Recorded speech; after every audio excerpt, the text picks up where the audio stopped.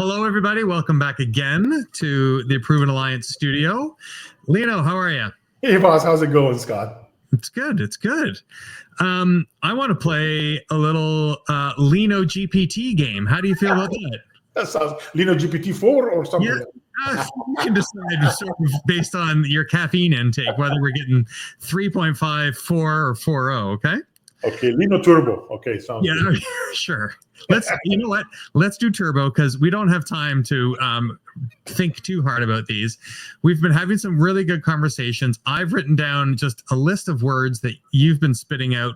We've had some really good, helpful, informative conversations, but let's get down and make sure we're clear on what some of this terminology actually means. How does that sound? Sounds good, boss. Go for it. And if you go too long, I'll just say stop generating. Yes, sounds good to me. Listeners to the Hard Fork podcast will know where I got the inspiration for this little bit from. So, what is RAG? RAG, Retrieval-Augmented Generation. What we mean by it is that, hey, LLM, I'm going to help you out. I'm going to give you some extra information that you can use to reply to my questions. So hopefully it will help you out. So that kind of thing that I'm helping you out with might be a few chunks of data that are pertaining to my questions that will help you out. It might actually be a database content. It might be actually a function call with an API in my Salesforce or my Sitefinity or my Kentico or whatever that would come back with the data that I would like to include in my questions so you can actually get. So it doesn't have to always be documents. It can actually be other things, APIs, other things as well. So the technology here, the end solution is listening to the question, the query that comes in, and it's making a predetermination about the fact that I could probably augment it with information from another source I know I have access to before I use the LLM? Exactly. Before we get to the LLM, I want to be able to do a little bit extra homework that I can do by searching into a database, by searching into a document, by making an API call, so I can prepare my question in a better way, including some data that will help the LLM to really focus on my problem to be able to solve it. Otherwise, I'm leaving it open to the LLM to interpret my very small question however it wants to. Make sense? So I would imagine, based on that description, that sometimes the RAG can just provide the answer without going to the LLM? Absolutely. For instance, right now, what do you do, Scott, when you say, hey, LLM, what's the temperature in Orlando today? Right. It has no clue. But if I make the API call first to, let's say, weather.com and find out it is like 31 degrees today, by the way, in Orlando. Let's not talk about that. Yeah, you don't need to look out my window right now. Yeah. So when it gets that, and now my question goes to the LLM and says, what is the temperature in Orlando? And by the way, weather.com said is 31 degrees. Now the LLM knows. It doesn't have to say, hey, that I wasn't know what that data. There it is. It is 31 degrees. All right. So we've just intermixed a new term, LLM. What is the LLM? Is that the same as model? Well, model could be a lot of different things. It could be a machine learning model that you're creating in your company yourself. Okay, it's like an algorithm. It's a large language model. Large here starts from like when you go over a specific amount of parameters being entered into the language model itself, like over 40 billion. Then you become a large. Anything below that. So when you actually install your own LLM or LM on your own machine, on your laptop, that has to be a smaller one, like 4.5, 5 gigs, already, like Llama or 3.5. These are all downloadable, but you are not going to be able to download GPT-4o on your machine. That's like 16 terabytes. So it would require a significant amount of compute to be able to do that. Does that make sense? So, yes. Is the model... is it a database? Is it like what exactly is it? It's a deployment of the results of all the training and the evaluation of. So, for instance, when we say we use like 10 million different websites like Reddit and others to grab this data, I need to save that somewhere in a model so that when I actually call an endpoint with a score, it has access to all this data immediately to come back with it for me. So that has to be hosted somewhere. Some sort of parameterized abstraction of the source material. Yes, in the billion. It is the data that gets you. Okay, all right. How does that relate to vector? You use the word vector DB. Explain that one to me. So remember what I said in our previous session we talked about this sphere that actually ends up getting all these floats on top of. Yep. How can you actually create a ball? Usually we need at least 3 axes, right? X, Y, Z, right? So I can create that. Think about AI when we do vectorization. It's not only 3 axes. Sometimes it's 1,536 axes. So don't think about it too much. You're going to get a headache. But this is how we're going to actually implement this. And the newer one has 3,000 axes, so that we can actually have the data going into multiple, let's say, for instance, ADA002 embedding model or 003, small and large, all of these embedding models. They're going to actually end up representing that sphere on 1,536 different axes. So they can actually measure the cosine between each and every single vector to find out the similarity and how close it is from one point. A dog and a cat will be closer to each other than a dog and a chair, because if I look at the cosine between them, the chair will fall out. It would be too far away from the cosine for that. Does that make sense? So it's a way of organizing information and then using a querying technology to understand distance and similarity. Yeah. So there are 2 things usually in the parameters that we pass. We want to give it the cosine, how close it is, and also what happens if there is too many of them very close, and I only want 3, right? There's 100 of them during that small little cosine. I don't want 100 things coming back. I only want 3. So you need to give me the cosine, and you need to give me the top K. That means I want only the first 3 you find closest to each other, and drop all the others, even if there is more. Does that make sense? It does. It does. So it is a way of organizing information and grouping it by similarity on a tremendous, almost unimaginable level of dimension. Absolutely. That's exactly right. Huge dimensions. Yes. And that helps us find related information faster. That is correct. Medication and prescription drugs will be too close to each other. That will be semantic meaning, semantic synonyms to each other for the RAG operations, for instance. Make sense? All right. Then I think this is a good point to ask about tokens. You mentioned sort of how tokens are used, and I understand that that's sort of an abstraction or a way of articulating the amount of compute, the amount of horsepower, the amount of processing required to execute a query, which, if I understand correctly, starts by just breaking down the query, understanding how you're going to answer it, and then actually looking up the answer. And the size of that collection of consideration is measured in tokens. Yeah, think of it as a financial thing, not more than a technical thing. Right? Okay. They needed to actually charge for this. So they want to find out how we're going to charge for this. So usually tokens are numeric. Instead of when you say, "Good morning, Scott," we need to take that "Good morning, Scott" sentence, and we would like to actually make it into a tokenization. So I want to find out if this is going to be 6, 7, or 8 different tokens.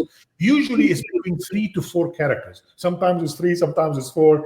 Is a huge algorithm for that. But for instance, the word Lino is 2 tokens.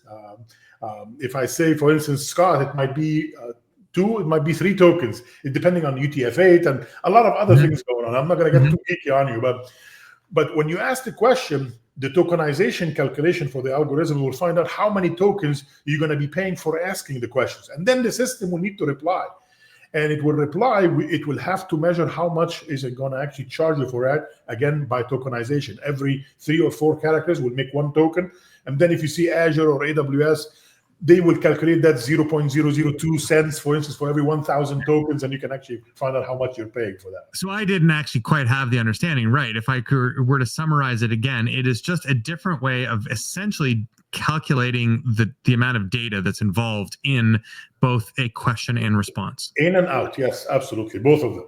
And it's remember also, some people miss something. Remember when you turn on history for the chat, every time you ask a question, it has to remember the history so that it can keep going in the conversation. That means every time you ask a question, you're not only being charged for the questions you're asking, but for everything else that is accumulated in the history, you're paying for all the stuff as well. Passing it back through. Yes, so be careful how to limit the amount of history as well. Okay, and it's not worth counting characters because we can actually add some efficiency and do some pre-processing to trim it down into a smaller measure, which we're now calling tokens. Yes, and there are tools out there now that would do prompt engineering compression so that they can compress the prompt, so you don't have to pay too much money for it. There is a lot of things being done in the industry to actually limit the amount of token, at least when you ask the question. So good to know that it is this accumulation of a conversation, and that is then broken down into tokens, which is then used to measure the cost. That was my favorite answer that we've got, that's illuminated my own mind so far. Okay, I've got I think prompt engineering is a straightforward definition. I'll try again to see if I've got it. You tell me if I'm right. It is just the ability to make sure that you are being efficient and effective in the way that you are giving the instructions to the model, the way you're structuring your query. You're going to love my answer because it's down your alley, Scott. It's about giving the AI a persona. There you go. You're the king of personas, right? So is to be able to tell the bot from the beginning, hey, this is your system prompt. But by the way, prompt engineering is three things: the system prompt, the user prompt, and the assistant prompt. Okay. The system prompt, I'm going to be deciding what you are going to be. So I can say, hey, you are an intelligent bot. You are a pirate. His name is Jack. Okay. So that automatically influences how they're going to, exactly. If you do that, try it today. It will start answering with a pirate accent and all that stuff. You can actually tell it you're very polite, never gets angry. You're setting a persona, okay? And then the user is your question. The user prompt is your questions. And plus there is, of course, the assistant prompt, and that includes, of course, the answers coming back from the LLM itself. So all these three together. Of course, in your user prompt, you can include documents. That will be the RAG portion. You can actually be pointing to other tools and other agents and so on and so forth. But mainly the system prompt is about the persona, setting the stage. What do you want the agent that you're creating to behave like? I know a lot of people who would like to adjust my system prompt. I'm glad that we. Last question for this, series. Agent. So there are agents involved in this ecosystem. What's excuse me? Yeah, agents are a very big deal, and I have to tell you, this is one of the most confusing things for people. It should not be that confusing. It's just that the industry uses so many words that mean almost the same thing. So you will notice Microsoft mentioned the word Copilot, and other people call it agent. Some people call it tools, and some call it they call it flows. I mean, there is so many different words.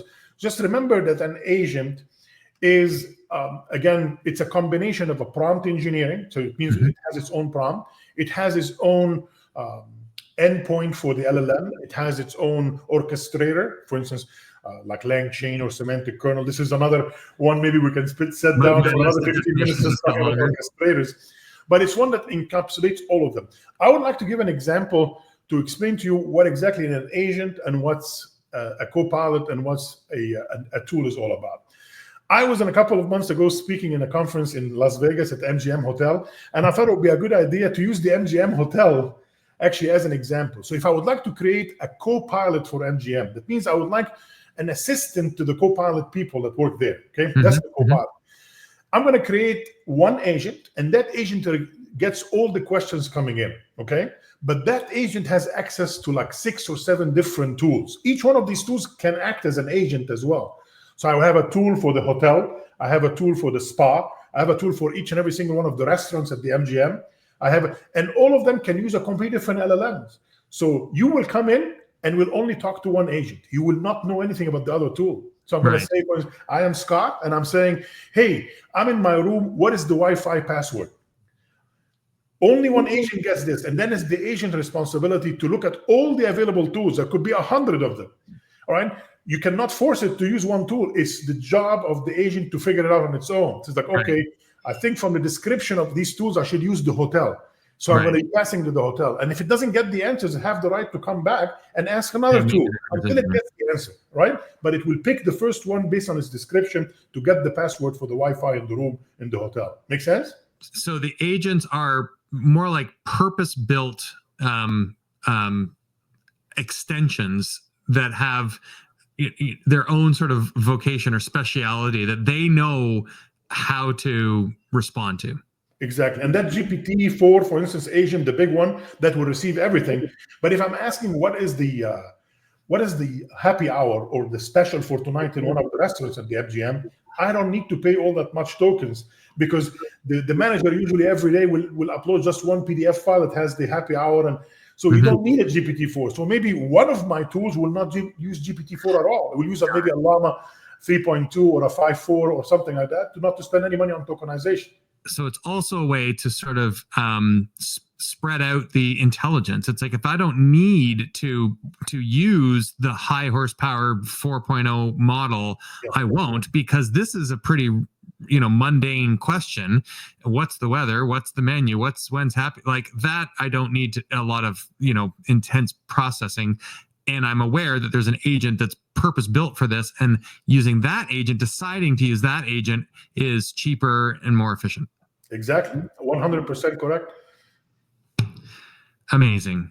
I have come out of this knowing so much more than I did 15 minutes ago. Always a pleasure, Lino. I'm going to just keep my notebook going here with lots of other things that I'm going to get you to help me out with next time.